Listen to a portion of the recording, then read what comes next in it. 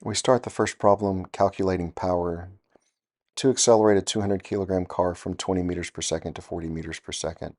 Power being work over time, work being a change of energy, so change of energy over time. This particular question, we're changing kinetic energy. We need to solve for the final kinetic energy based on 40 meters per second, and then subtract from that the kinetic energy based on 20 meters per second, 1/2 mv squared for each. Once we solve for the work based on the change of energy, we'll then divide by 10 seconds, and that will get us the power. Work over time being power. 1/2 mv squared for each subtracted gets us 120,000 joules divided by 10, so 12,000 watts.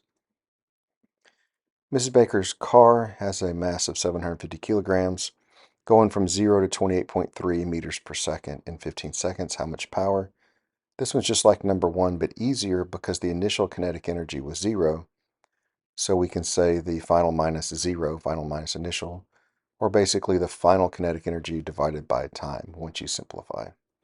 1/2 mv squared divided by 15 seconds.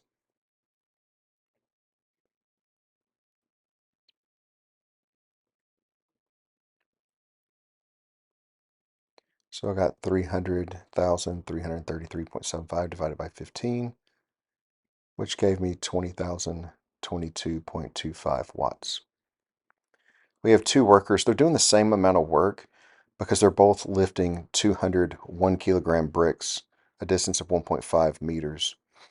One does it in 30 minutes, one does it in 1.5 hours. So it's the same work. But which one does more power? The one that does it faster does more power. But I'm going to go ahead and solve to see what the actual value is. They're both doing a change in gravitational potential energy. 200 is the mass, 10 gravity, 1.5 the displacement. Solve for work, you get 3,000 joules. And then for the first worker, 30 minutes is 1,800 seconds.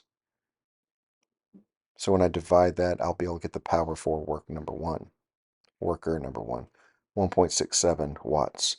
Worker number two, they did the same amount of work, 3,000 joules, but this person did it in 1.5 hours. So I'm just going to convert that into seconds, and I get 5,400 seconds, which is 0.56 watts. So worker number one has more power. What is the work done by each worker? 3,000 joules.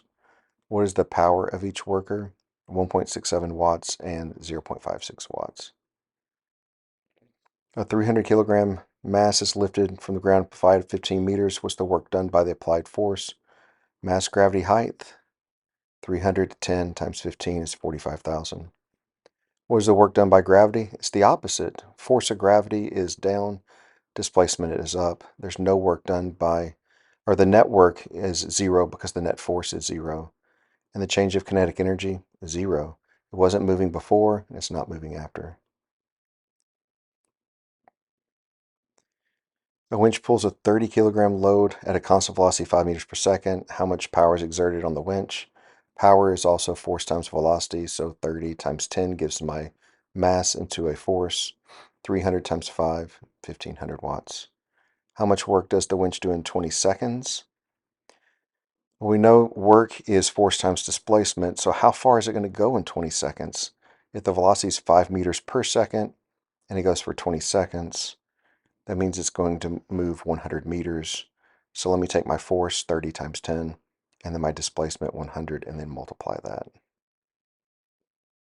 30,000 joules. How far does the winch move the load in 20 seconds? Well, 100 meters, that's what we just figured out. And then we're going to do the gravity for 15 seconds. 15 seconds at 5 meters per second gives us 75 meters. Gravity's work is force times displacement, or 30 times 10 for the force times 75 for the displacement. Gives me 22,500 joules. What power is needed to lift a 49 kilogram person a vertical distance of 5 meters in 20 seconds? Force times displacement, 49 times 10 times the 5 meters divided by the 20 seconds. Gets me 122.5 watts. The best answer is D, 120 watts. And then a warehouse worker has a height change of 2.75 meters. We have a mass of 207 kilograms. Power is 1440 watts, and we're going to solve for time. So let's just set up our equation, and we're going to solve for that time variable. We know power is work over time. Work in this case is going to be a change in energy over time. Change in energy, I think it's probably a change in gravitational potential energy, or mgh over t. So let's plug in what we have. 207 times 10 times 2.75 divided by t is equal to that 1440. The t and the 1440 can change places when you multiply the t over and divide the 1440 over. And once we have it set up, we just run it through the calculator. 207 times 10 times 2.75 divided by 1,440. When we do that, we get time in seconds, 3.95.